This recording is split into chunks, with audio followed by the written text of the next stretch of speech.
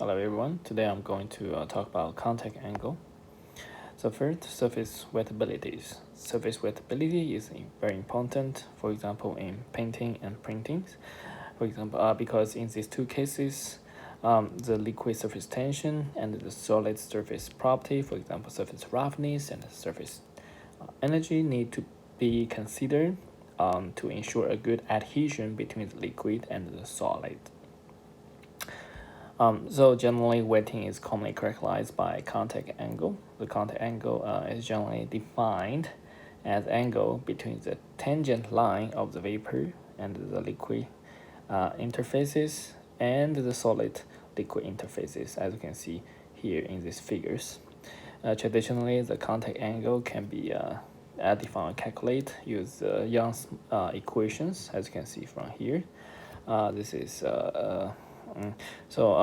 and there's some certain assumption for this Young's equation, which require an ideal solid surfaces. So that means our surface need to be atomically smooth, chemically homogeneous, non-reactive, and non-deformative by the liquid. A good example for a real surface that is considered or can be considered as ideal surfaces is a high-quality silicon wafers, either clean silicon wafer or coated silicon wafers. So generally in the previous literature or reports, there's generally one reported contact angles for different kind of surfaces. But this is not good. This is not good because there's the contact angle should be a range of not just a static contact angle. As you can imagine, right? So let's say we tilt these surfaces a little bit, then the left angle and the right angle will be different, right? But they're kind of stable, as you can see in the general example, like the droplet in our windshield or the droplet in the leaves. So in reality, a contact angle should be in a range.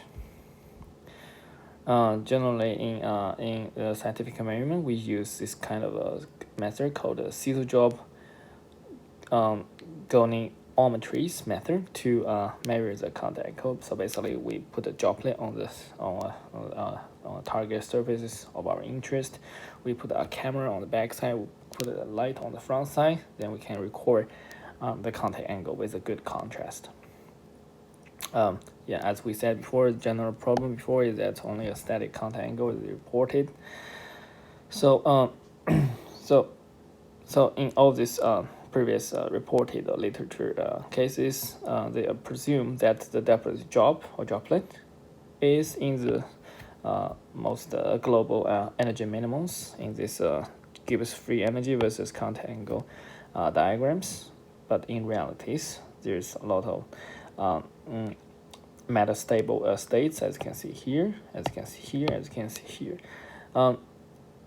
which is metastable for different kind of droplets or different kind of surfaces with different sizes. So the correct way to measure the contact angle is to measure the contact angle hysteresis, which is very critical for evaluating the mobility of the droplet on surfaces.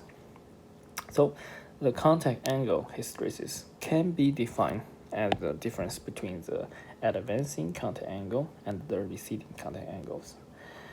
Okay, so basically the advancing contact angle is the highest angle in the hysteresis range, and the receding contact angle is the lowest angle in the hysteresis range.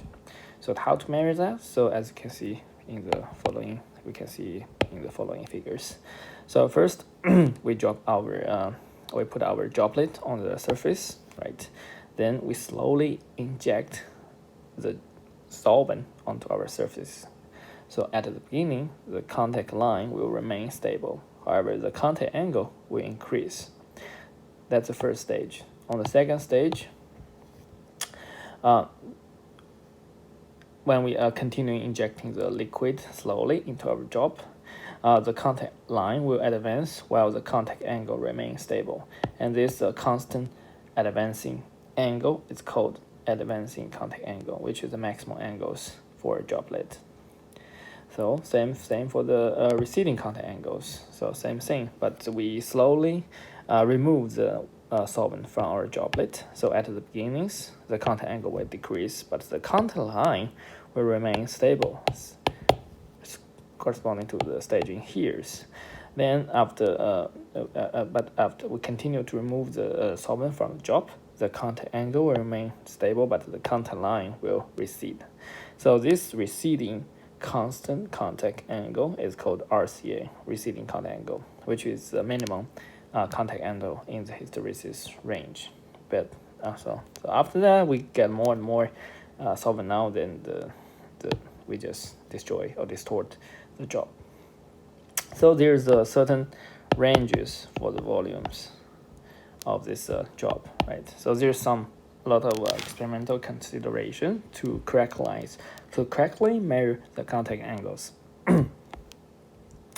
So generally when we start doing the experiment we discussed before, we put our droplet and the needle on the surface on a specific example between a light source and the camera. While doing the experiment, we record the change of the angles. Then we calculate we fit the contact angle, and also calculate the surface energy. Use different kind of models. So that's the general approaches. So there are a few tips when we do this kind of experiment. So first, we need to measure for example, at least 5 measurements for each contact angle ACA or RCAs, so that we can have an average of the contact angle. So second, we need to, when we do the experiment, we need to vary our position of the measurements. And also in our in the future or in a correct way to report this kind of a contact angle measurement, we should report both ACA and the RCA for as well as the standard deviation, which is come from the 5 or more measurement, so that we can have a good understanding of the hysteresis of a contact angle. Some people will say, oh, this is not important, the previous literature doing, I'll report just one, but you know, in real, let's just give another example to show you how this is important. You know, for example, let's just jump to the back side. For example, if we have a wafer that, right, which is photolithography patent wafer, so we have this kind of pillows, and then we further functionalize this kind of surfaces with silence. Then you can see that the advancing contact angle and the receding contact angle will be super different. Okay, there will be a very large variation between the ACA and the RCAs, as you can see here. So basically, we change the surface roughness.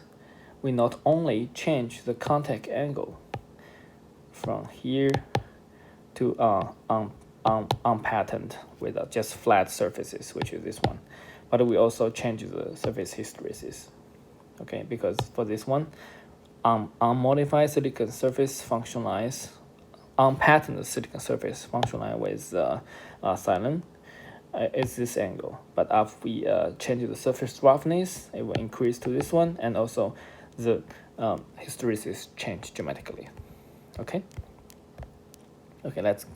so after we get this kind of curves, we further use some curve fitting to correctly fit our angles, right?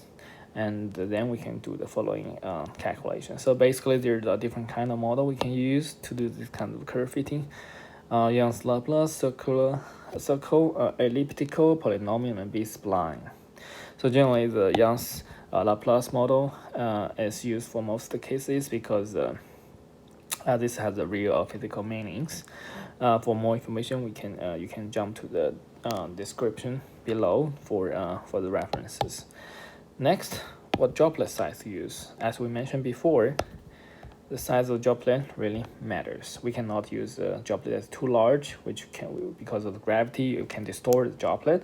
We cannot use the droplet too small, because in that case, the needles can also have a distortion effect to our droplet. So in real case, we should use this kind of 3 to 10 microliters, volumes. So right now in nowadays commercialized instrument, we can accurately control the volume to our substrate. Then the droplet smaller then 3 microliter should not be used. The upper limit is not as strict, and it can be varied as needed. So this is just a starting point, right? So if you want to measure the receding contact angle, we can start with a larger number, then slowly goes down, right? Then we can record the angle that is not changing, a constant angle, right? When we recede the volumes, okay?